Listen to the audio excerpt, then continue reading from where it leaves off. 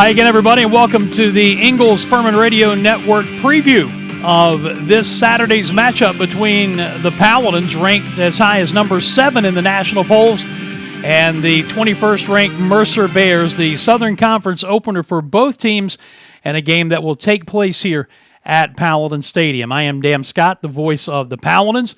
Good to have you with us. If you're new to what we do here, we just try to take a look at some of the storylines we'll be following from the radio booth as we get set for Saturday's matchup between these two Southern Conference teams. Conference opener for both clubs, and if you're going to win a championship in the league, you obviously want to get off to a good start. We'll be looking at the league standings. There's only been a couple of teams that have played league games already.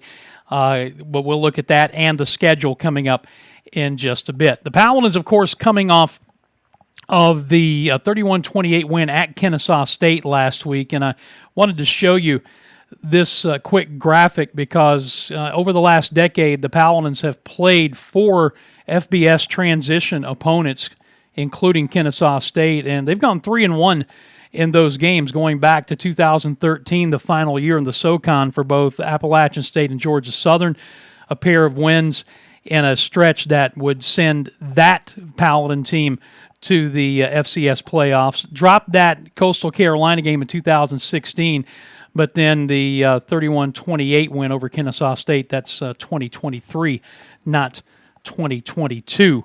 Obviously, but the Paladins have been pretty good against opponents who are transitioning up, and I'm telling you, that Kennesaw State team, when they are playing with all the bullets in the gun, so to speak, like they did against Chattanooga the previous week and against Furman last week, that is a very, very good football team. Do you know that counting the Furman loss since they restarted football, going back to, I believe, 2015, they're 47-8 in that stadium that the Paladins won in last week? That is no small task to go in there and win that game. This week will be no small task either, as Mercer comes in, mentioned they're ranked 21st in the country at the FCS level, and no secrets between these teams. Clay Hendricks and Drew Cronick have coached with each other, including in 2017 when Clay took the job and brought Drew in as his offensive coordinator. And now Drew has been at Mercer for a handful of years and has helped develop this game into a rivalry on a year-in, year-out basis. And you know what you're going to get with them. You're going to get a lot of motion, a lot of misdirection, a lot of what coaches like to call eye candy. But don't make any mistake. There's a talented football team there, and they are not shy about telling you who they want to get the ball to. They want to get it to their 2 big wide receivers, Devron Harper and Ty James. And in fact, when you break down statistically what they've done through their first 3 games, Harper has 14 catches for 170 yards. Ty James, 13 catches for 232 yards and 2 touchdowns. And then the next highest number of catches for anybody on their receiving core is Parker Roble with 3, and Travion Solomon also with 3. So it is Harper and James who are clearly the guys they want to get the ball in their hands. They have Al Wooten out of the backfield, who's given them a little bit of balance through 3 games, 140 yards rushing, averaging 5.2 yards a carry. But you are liable to see Devron Harper get more carries on the speed sweep than maybe Wooten may get over the course of a game as well. So they'll use Harper in a lot of different ways to try to get him the ball, and they will throw the ball downfield. Talking to Dwayne Vaughn about some of those issues, along with Clay Hendricks over the last couple of weeks, and they feel like it's things that could very well be corrected. In fact, you go back to the South Carolina game, and Clay is adamant that the deep balls they got beat on there, except for one situation where 2 Furman defensive backs tripped one another, everything else they were in great position, and they just got beat because of flags. Last week, late in the ball game, there were some issues, and when you listen to our Coordinator's Corner conversation with Dwayne Vaughn on the Pepsi Countdown to Kickoff on Saturday, we talk about that. Talk about adjustments they have to make in stopping teams from throwing the ball deep down the field, and it starts, unsurprisingly, up front with getting more pressure on the quarterback.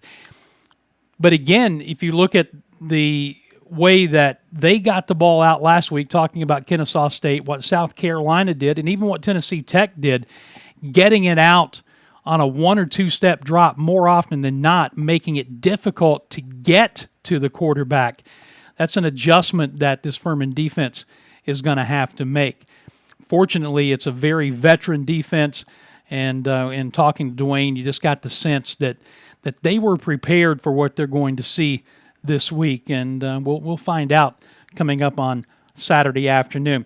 And Braden Gilby's eyes have to be lighting up when he sees Mercer coming into town this week, because down there last week in that game, as I mentioned, the best defensive game of the year for the Paladins in 2022, performance-wise, and if you take into account what was on the line, pushing for a playoff spot late in the year. And Braden, all he did was rack up 12 tackles and a sack, one of 5 that the Paladins had on Fred Payton in that game. And remember, he'd only been sacked 5 times all year coming into that one. Payton is gone. Carter Peavy is back. He was a starter against the Paladins in 2021 in the spring season, and helped lead them to a victory against Furman down in Macon. And that was a game, in talking with Dwayne, he is still kind of, I guess upset would be the best word to use, because there were 5 or 6 times that they had clear shots on Peavy and simply could not bring him down. He was able to escape and keep plays alive. Not going to be able to have him do that and have success here on Saturday afternoon. From a Furman standpoint, offensively, the best news that you could get is Jake Johanning is back, and he is going to be starting at right guard. He will be at the right guard spot. Fred Norman will be at the right tackle spot. So the offensive line they thought they were going to have ready to go for Game 1 will finally be intact and everybody in place in Game 4. And as Clay Hendricks told me, he said, look, Jake he's our best offensive lineman. He's kind of the emotional leader of that unit, and just getting him back is going to bring a lift, not only in the emotion and the morale, but also in the level of play for that group, which hasn't been bad if you take into consideration that they've had to play some guys who hadn't played a lot of football because of the injury to Jake and then the injury to Fred Norman halfway through the first game of the season, shuffling some guys around. But what it's done, it's allowed them to develop, I think, a little more depth than even they thought they would have, a little more quickly from this spot moving forward. Expect to see maybe a wrinkle or two in the running game. I expect to see Tyler Huff called on to make some plays in the passing game with his very talented core of wide receivers early on. Clay Hendricks says that Mercer likes to make you play in a phone booth defensively, and he said they cannot allow that to happen. You'll hear all of the conversations with Clay, offensive coordinator Justin Roper, defensive coordinator Dwayne Vaughn, and everything else we do on the Pepsi Countdown to Kickoff on Saturday afternoon ahead of the game, and we'll line you up for that right before we get ready to roll. Let's take a look at the league standings. As I said, only 2 league games so far. Western Carolina and Chattanooga are 1-0. Samford and the Citadel are 0-1. Western Carolina beat Samford and Chattanooga beat the Citadel. So the schedule really starts to break open this week with the Furman hosting Mercer game at 1, Wofford at VMI at 1:30, Western Carolina playing out of conference hosting Charleston Southern at 2:30 p.m. up in Cullowhee, Chattanooga at Samford at 3 p.m., and the Citadel is also out of conference taking on South Carolina State at 6 o'clock.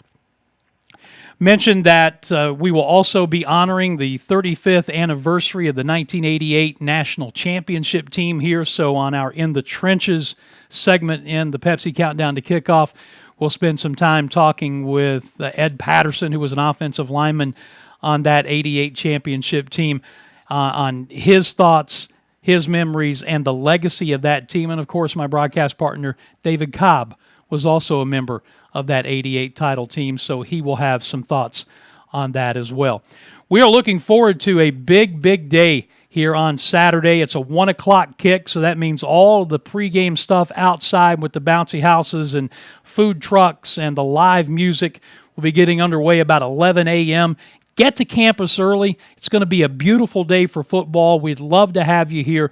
Tickets are available if you want to get here and you don't have a ticket yet, FurmanPaladins.com, or you can walk up and get them on game day. But we are expecting a big crowd, and we want you to be part of it. From a broadcast standpoint, television is the next star game of the week regionally. It's also, of course, on ESPN+. Invite you to watch it. If you're not going to be here, just do what we tell you all the time. Turn the sound down and listen to our radio broadcast with David, Marcus, Tom, and me. We began with that Pepsi countdown to kickoff at 11:30 a.m., and the kick is at 1 o'clock on 97.7 FM in Greenville, 97.1 in Spartanburg. That's the Fan Upstate.